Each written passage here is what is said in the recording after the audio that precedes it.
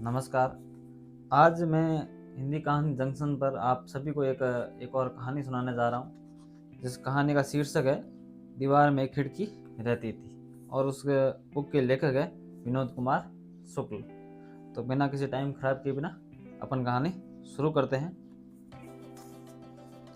हाथी आगे आगे निकलता जाता था और पीछे पीछे हाथी की खाली जगह छूटती जाती थी। आज की सुबह थी, सूर्योदय पूर्व दिशा में था। दिशा वही रही आई थी, बदली नहीं थी। ऐसा नहीं था कि सूर्य धोखे से निकलता था, उसके निकलने पर सबको विश्वास था किसी दिन सूर्य बादलों में छुपा हुआ निकलता होता, पर निकला हुआ जरूर होता था। उसका हृदय और अस्त सत्य था, उसका उदय और अस्त सत्य था। सूर्य के उदय होने के प्रमाण की तरह दिन था और सूर्य के अस्त होने के प्रमाण की तरह रात हो जाती थी। अभी रात काली थी, रात के काले में सब काला दिखता था। दिन ऐसा पारदर्शी गोरा था जिसमें जिस रंग का था वह रंग साफ दिखता। रघुवर प्रसाद का रंग काला था। बचपन से सुबह उठने पर उन्हें लगता था कि रात उनके शरीर में लगी रह गई और हाथ मुंह धोकर फिर नहाकर सब कुछ साफ और तरोताज़ा हो सकेंगे। बीच बीच में महीनों सुबह उठने पर ऐसा लगना छूट जाता था। ऐसा नहीं था कि उन दिनों चांदनी रात हो रही हो। महीनों चांदनी रात तक नहीं होती थी, बरस भर उजली रात नहीं होती थी। अगर 2-3 बरस चांदनी रात होती तो उनका रंग उतना काला नहीं होता। रघुवर प्रसाद का रंग इतना काला नहीं था कि उनकी मूंछ उनके शरीर के रंग से मिली जुली होकर स्पष्ट नहीं दिखती हो। रघुवर प्रसाद 22-23 वर्ष के थे। काले रंग के बाद और भी काली भौहें और बड़ी बड़ी काली आंखों के कारण वे सुंदर लगते थे। आज के दिन आज की चिड़ियों की चहचहाट सुनाई दे रही थी। खिड़की से जो पेड़ दिख रहे थे वे आज के पेड़ की तरह दिख रहे थे। आम के पेड़ थे, आम के पेड़ों के बीच वही पुराना नीम का पेड़ आज का पेड़ था। आम के पेड़ों की पत्तियां आज हरी थी जैसे सब पेड़ों की थी। आम में बोर आ गई थी, पेड़ बोर से लदे थे। बोर के गंध से सांस खींचने में से मन को चक्कर आ जाता था। पेड़ में इतनी बोर लगी थी कि जितनी बोर निकलनी थी सब निकल गई। जिन्होंने अगले वर्ष निकलना था धोखे से इसी वर्ष निकल गई थी। खिड़की से पड़ोस की 6-7 साल की लड़कियों ने झांककर कहा, एक आम का बोर तोड़ दो। लड़की खिड़की के नीचे रखी ईंट पर खड़ी थी। रघुवर प्रसाद के कमरे में झांकने के लिए पड़ोस के छोटे छोटे बच्चों ने वहां ईंटें जमाई थी। तो बहुत छोटे बच्चे थे, तब भी झांक नहीं पाते थे। काहे के लिए? पूजा के लिए बाई मंगाई। लड़की अपनी अम्मा को बाई कहती थी। लड़की सोकर अभी उठी होगी, उसके बाल उसी तरह बिखरे थे जैसे रात भर नींद सोने से होते हो। दोनों चोटियां में काले फीते थे, एक चोटी का फीता खुलकर लटका हुआ था। तुम्हारे पिता सो रहे हैं, बाहर गए हैं, 3 दिन बाद आएंगे, तोड़ दो। बाई नहा ली। अच्छा रुको। रघुवर प्रसाद उस खिड़की के साथ पीछे आम के पेड़ों तक गए। रघुवर प्रसाद को लगा लड़की देर से उनके उठने का रास्ता देख रही होगी। तुम मेरे उठने का रास्ता देख रही थी? रास्ता नहीं रहा। हाँ, उठने का इंतजार झांक कर देख रही थी। तुम पहले से उठ गई थी। रघुवर प्रसाद का वह एक छोटा कमरा था जिसमें झांककर छोटे छोटे बच्चे अंदर अनेक रास्ते देखते थे। जैसे वे बैठे होते तो उनके खड़े होने का रास्ता, वे पढ़े रहे होते तो उनके सीटी बजाने का रास्ता, चहलकदमी करते हुए उनके लेट जाने का रास्ता, खाली कमरे में अचानक उनके दिख जाने का रास्ता, उनके चाय बनाने के रास्ते से लेकर हर क्षण का रास्ता। बच्चों के उस तरह देखने से रघुवर प्रसाद को फर्क नहीं पड़ता था। बच्चों के आने से उनके कमरे की चार दीवारी के अकेलेपन में एक खिड़की और खुल जाती थी। खिड़की से आने वाली हवा से उनको अच्छा लगता था। रघुवर प्रसाद ऊंचे थे, उनके हाथ आसानी से खड़े खड़े बोर तक पहुंच रहा था, फिर भी वे उस बोर की तरफ हाथ बढ़ा रहे थे।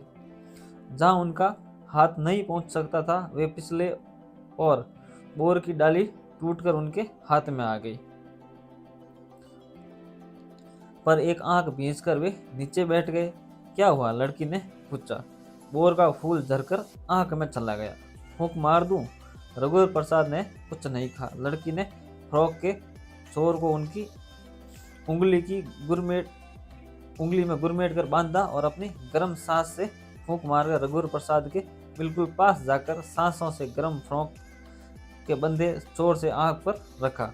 ऐसा 2-3 बार किया, बस ठीक हो गया, रघुवर प्रसाद ने कहा। उनकी आंखें लाल हो गई थी और आंसू आ गए थे। ठीक हो गया? लड़की ने पूछा। कान के कुछ हिस्से की खाल ललई लिए हुए थी और उनके काले छींटे सुंदर लगते थे।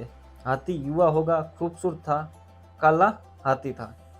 रघुवर प्रसाद के मन अपने एक हाथ को आगे बढ़ाकर जाते हुए हाथी के रंग से अपनी रंग की तुलना की। हाथी की तुलना में उनका रंग साफ था। कभी कभी दिख गए काले सांवले मनुष्य के पश्चात किसी एक दिन पेड़ों से उन्होंने तुलना की होगी कि आम के पेड़ के शरीर का रंग बही के पेड़ के शरीर के रंग से तो बहुत काला था। बही के पेड़ का रंग गेहुआ चिकना था। आम के पेड़ के शरीर का रंग और नीम के पेड़ के शरीर का रंग एक जैसा काला था। इसी तरह पेड़ पर बैठने वाले पक्षियों से और उड़ते हुए पक्षियों से यह सच था कि धरती में पेड़ों की पत्तियां घास के कारण हरा रंग सबसे अधिक था। आकाश में नीला रंग अधिक था। खुली धरती पर होने के कारण यह सुविधा थी कि एक मुफ्त बहुत सा आकाश दिख रहा था। सुबह शाम आकाश में स्थिर रंगीन होने के बाद भी हरा उड़ता रंग उड़ते हुए तोतों के झुंड के कारण दिखाई देता था। 8-10 कौओं से बड़ा झुंड आकाश में दिखाई नहीं देता था। तोते सटे हुए एक साथ उड़ते दिखाई देते थे। कौवे चित्रे चित्रे उड़ते दिखाई देते थे, बिखरे हुए। चित्रे मतलब बिखरे हुए। सफेद बुगले भी चित्रे चित्रे उड़ते थे। कोयल पेड़ की डाली में छुपी छुपी दिखती थी। गिलहरी पेड़ पर अकेली नहीं दिखाई दी।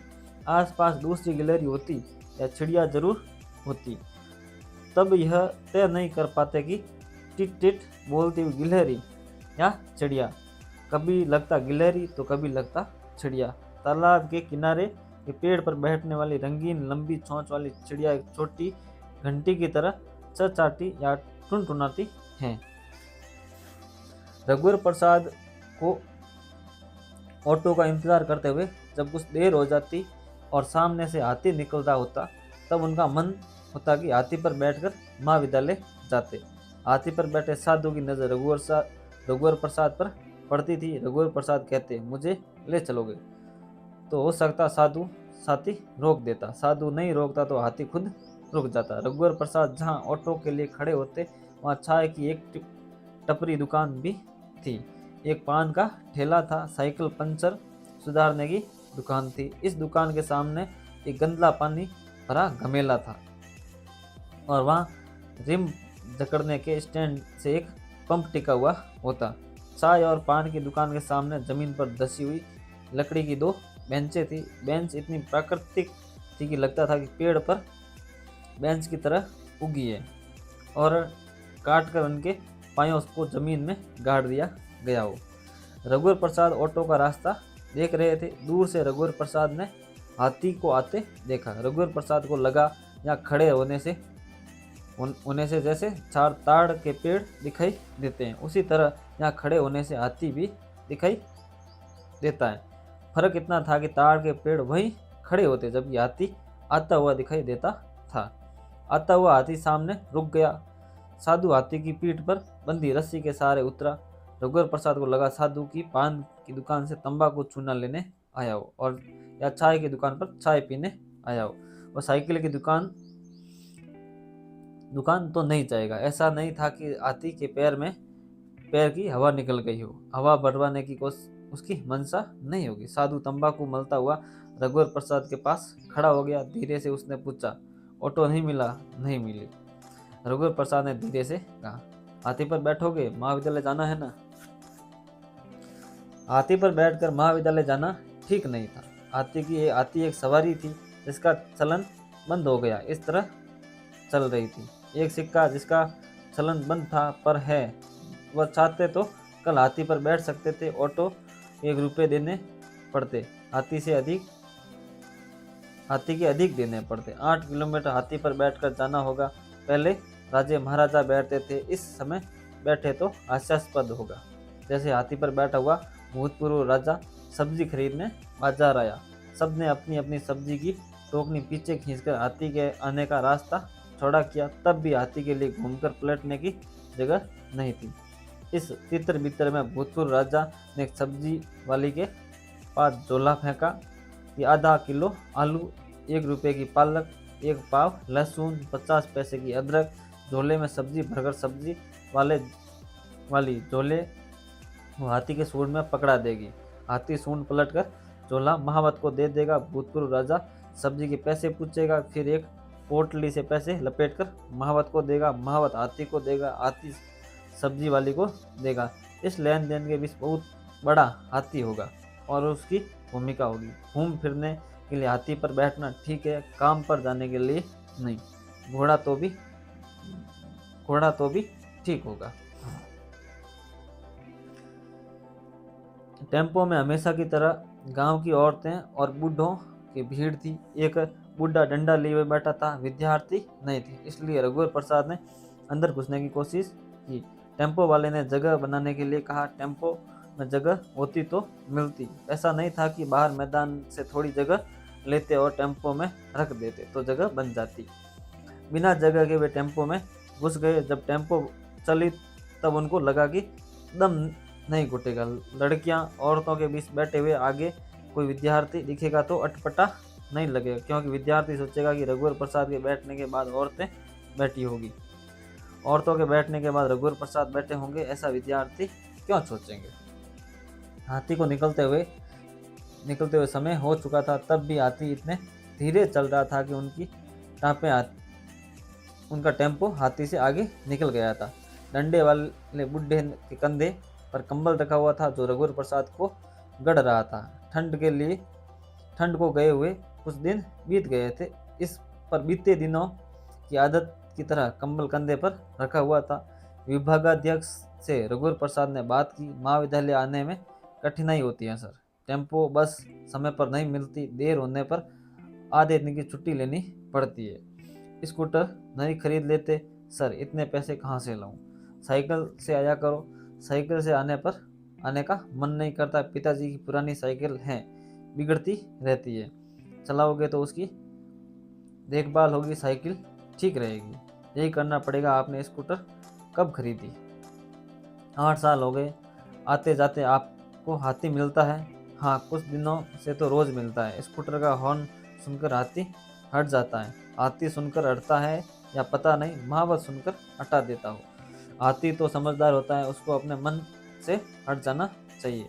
सामने बस ट्रक को आते देखकर हाथी किनारे हो जाता होगा। हो तो जाना चाहिए। हाथी के बाजू से स्कूटर निकालने में आपको डर नहीं लगता? मैं होता तो मुझको डर लगता है। हाथी अपनी समझदारी और महावत की समझदारी के साथ साथ चलता है। दोनों की समझदारी में फर्क पड़ जाए तब मुश्किल होगी। यह भी हो सकता है कि महावत की गलती को हाथी संभाल ले। हाँ, और महावत सही हो तो हाथी से गलती हो जाए। जी हाँ, हाथी के पास से निकलते समय मैं स्कूटर धीमी कर लेता हूँ। हाथी से दूर होकर निकालता हूँ कि अचानक वह घूम जाए तो उसकी सूंड की पूंछ की सीमा में न रहूँ। हाथी से आगे होते ही तुरंत गति बढ़ा देता हूँ। क्यों? इसलिए कि हाथी इतना बड़ा होता है कि लंबी सूंड होती है कि सूंड बढ़कर पकड़ न ले। हंसते हुए विभागाध्यक्ष ने कहा, अच्छा बताइए, हाथी बैलगाड़ी से आगे निकल सकता है? स्कूटर से जाते हुए कैसे पता चलेगा? या तो हाथी पर बैठे रहो या बैलगाड़ी पर, तब पता चलेगा। फिर भी आप क्या सोचते हैं? हाथी बैलगाड़ी से आगे निकल जाएगा, मुझे यही लगता है। और साइकिल हाथी से आगे निकल जाएगी यदि हाथी पैदल चले तो। हाथी पैदल चले क्या मतलब? यदि न चले तो घोड़े पर चलेगा। नहीं सर, मैं कह रहा था हाथी दौड़ेगा तो साइकिल आगे न निकल पाए। हाँ, आखिर हाथी दौड़ेगा तो पैदल रही। भैंस को भागते हुए देखे हो? तेज दौड़ती है? नहीं सर, भैंस उतनी तेज नहीं दौड़ती जितनी तेज दौड़ते हुए दिखती है। भारी भरकम होने के कारण उसका दौड़ना दौड़ना तेज लगता है। हाथी दौड़ में भैंस से पिछड़ जाएगा हो सकता है, पर साइकिल हाथी से आगे निकल जाएगी। हाँ, साइकिल आगे निकल जाएगी। एक कुत्ता तक तो हाथी से आगे निकल जाता है। मालूम नहीं क्यों राजा महाराजा हाथी पर बैठते थे। ऊंचाई पर रहने और बैठने के कारण, और कोई ऊंची सवारी तो होती नहीं थी।